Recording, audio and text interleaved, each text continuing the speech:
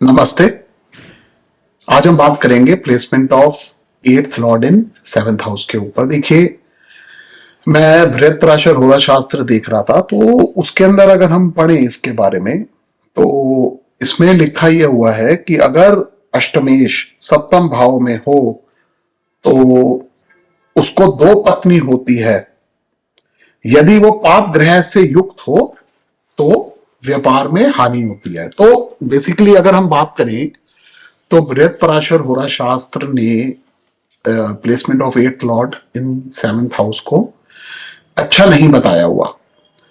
ये कह रहे हैं कि it is not good for wife, मतलब शादी के लिए अच्छा नहीं है। और दूसरी बात, अगर यहाँ पे वो मैलेफिक्स के साथ बैठा होगा तो ओवरऑल मनी में लॉस देता है, व्यापार में हानि से उनका यह मतलब है। तो थोड़ा सा इस कॉम्बिनेशन को डिटेल में समझते हैं और मैं कुछ अपने एक्सपीरियंसेस भी इसके बारे में बताता हूं। तो देखिए, यहाँ पे हमें दो बात समझनी पड़ेगी कि जो एट्थ लॉर्ड है वो एक मेलेफिक प्लैनेट हुआ, बिकॉज वो अष्टमेश का स्वामी है। यहाँ पे वो अपने से 12वें घर में चला गया, यानी लॉस ऑफ एट्थ। अब 8वां घर जो है वो ऑब्स्ट्रक्शंस को रिप्रेजेंट करता है, प्रॉब्लम्स को रिप्रेजेंट करता है। और यहां पे वो अपने से 12वें जा रहा है, यानी अष्टम की जो भी इंडिकेशंस हैं, जो प्रॉब्लम्स है, ऑब्स्ट्रक्शंस है, उनका लॉस हो रहा है यहां पे। तो इस वजह से मैं ऐसा समझता हूं कि जब भी एट्थ लॉर्ड सेवंथ में प्लेस्ड होगा तो आदमी को, वो जातक को प्रोस्पेरिटी और सक्सेस तो जरूर देगा, बिकॉज यहां पे उसकी लाइफ में ऑब्स्ट्रक्शंस जो हैं उनका लॉस हो रहा है। और जो भी मतलब आप समझिए डिलेज हैं उसका लॉस हो रहा है। तो इस वजह से ये कॉम्बिनेशन अच्छे रिजल्ट देगा। एक और बात है कि जो सेवेंथ हाउस है वो केंद्र स्थान है और मारक स्थान भी है। तो यहां पे वो एक मैलेफिक हाउस माना गया है। मतलब अगर हम 4 केंद्र देखेंगे तो उसमें से जो सेवेंथ हाउस है, जो 7वां केंद्र है, ये सबसे वीक केंद्र माना गया है, बिकॉज उसमें वो मारक प्रॉपर्टीज भी होती है। तो यहाँ पे एट्थ लॉर्ड सेवंथ में जाने से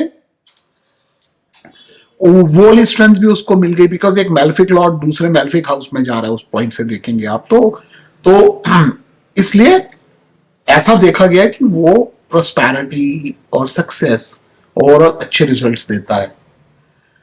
7वां घर जो है वो भवात भवन प्रिंसिपल के हिसाब से फोर्थ फ्रॉम फोर्थ है, यानी होम अवे फ्रॉम होम। मैंने पहले भी इस बात का जिक्र किया अपने और वीडियोस में भी। तो इस वजह से सेवंथ हाउस जो है वो फॉरेन सेटलमेंट को रिप्रेजेंट करता है। और यहां पे एट्थ हाउस जो है वो ये समझिए कि चेंज को रिप्रेजेंट करता है। और एट्थ लॉर्ड जब सेवंथ में चला गया, दैट मीन्स ऐसे लोग जो हैं, अगर उनके चार्ट में और कॉम्बिनेशंस भी हो फॉरेन सेटलमेंट के, आप मेरा फॉरेन सेटलमेंट वाला वीडियो देख सकते हैं उसके ऊपर। वहां पे मैंने एक्चुअली 2 वीडियोस बने हुए हैं फॉरेन सेटलमेंट पे। जनरली लोगों को एक ही मिलता है, दूसरा नहीं मिलता है, बट अगर आप सर्च करेंगे मेरे चैनल पे तो आपको दोनों वीडियोस मिल जाएंगे। उसमें एग्जाम्पल चार्ट्स भी मैंने लिए हुए हैं। तो अगर आप फॉरेन सेटलमेंट पे और समझना चाहते हैं तो आपको फॉरेन सेटलमेंट के सारे कॉम्बिनेशंस उन वीडियोस में मिल जाएंगे।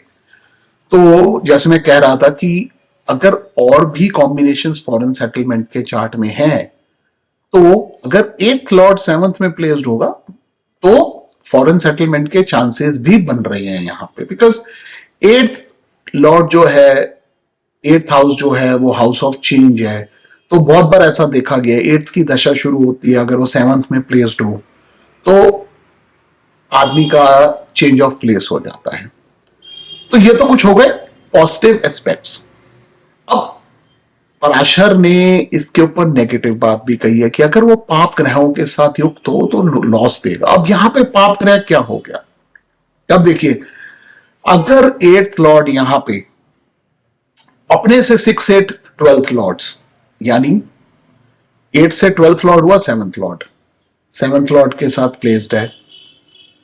अगर यही एट्थ लॉर्ड यहां पे लगन लॉर्ड के साथ प्लेस्ड है, ध्यान से समझिए, यहां पे लगन लॉर्ड अगर एट्थ लॉर्ड के साथ सेवंथ हाउस में प्लेस्ड हो गया तो मैलेफिक हो जाएगा वहां पे एट्थ हाउस के लिए। और 8 से 8 हुआ थर्ड लॉर्ड। तो इन लॉर्ड्स के साथ अगर 7th में प्लेस्ड होगा तो हमारे को ये कॉम्बिनेशन बहुत ध्यान से स्टडी करना पड़ेगा, बिकॉज वहां पे ये कॉम्बिनेशन जो है ये मैलेफिक रिजल्ट्स दे सकता है। तो इस चीज को बहुत ध्यान से स्टडी कीजिए, और अगर इसके ऊपर मैलेफिक एस्पेक्ट्स भी आ गए वहां पे इस कॉम्बिनेशन के ऊपर तो नेगेटिविटी बढ़ जाती है। और अगर वहां पे आपको दृष्टि मिल जाती है अच्छे ग्रहों की, वीनस की, जुपिटर की, तो जो नेगेटिविटी है वो थोड़ी कम हो जाती है। तो किसी भी कॉम्बिनेशन को हम इसी प्रकार से स्टडी करते हैं। तो इस तरह से देखिए इसको। उस केसेस में नेगेटिव रिजल्ट्स मिल सकते हैं। अगर बंदा बाहर फॉरेन सेटल्ड है फॉर एग्जाम्पल, और इस तरह का कॉम्बिनेशन है, तो बाहर भी जातक को लॉस होने के चांस है, वो किसी प्रॉब्लम में फंस सकता है। तो इसलिए इस चीज को थोड़ा सा ध्यान से देखिए। और किसी लॉर्ड्स के साथ है, अगर 8th लॉर्ड यहाँ पे अपने से बेनिफिक हाउसेस के लॉर्ड्स के साथ 7th में प्लेस्ड है, तो वो अच्छे रिजल्ट देगा, बुरे रिजल्ट्स नहीं देगा। तो इसलिए इसको थोड़ा सा ध्यान से स्टडी कीजिए। अब एक बात और कही गई है यहाँ पे कि वाइफ के लिए अच्छा नहीं है, मतलब पराशर ने तो ये लिखा है कि 2 बीवी होगी।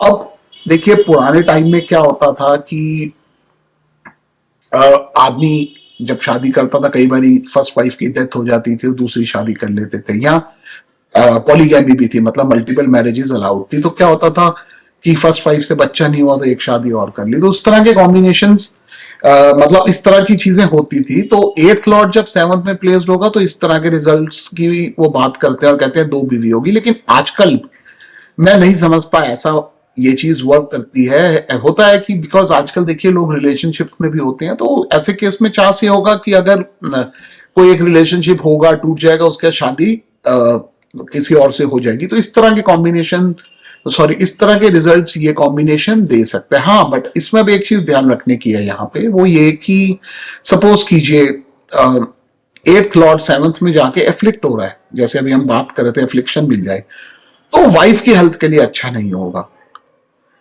ये चीज थोड़ी सी हमारे को ध्यान यहाँ पे देना पड़ेगा। अदरवाइज जैसे मैंने आपको बताया इसी प्रकार के रिजल्ट्स देगा ये। तो ये मेरे कुछ thoughts placement of 8th Lord in 7th house के ऊपर। धन्यवाद।